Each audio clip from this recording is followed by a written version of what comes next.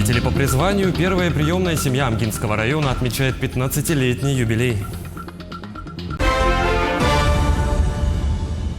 Первая приемная семья Амгинского района отмечает 15-летний юбилей. В этот день в местности Тюбе собрались приемные семьи со всей республики. На мероприятие приехали 17 семей из 7 районов, также представители Ассоциации приемных семей Дома ребенка Берегиня. Приемная семья Анастасии и Николая Кайдаловых была создана постановлением главы Амгинского района 30 апреля 2008 года. Тогда они приняли на воспитание 3 детей из одной семьи. Сейчас они занимаются воспитанием еще 2 детей школьного возраста. У семьи Кайдаловых 10 детей, 5 из которых являются приемными. Я очень благодарен, что с помощью родителей, Николая Спартаковича, Анастасии Валерьевны, стал самостоятельным, во-первых, много что умею, не знаю, что такое лень, работаю, учеба, работа, дом.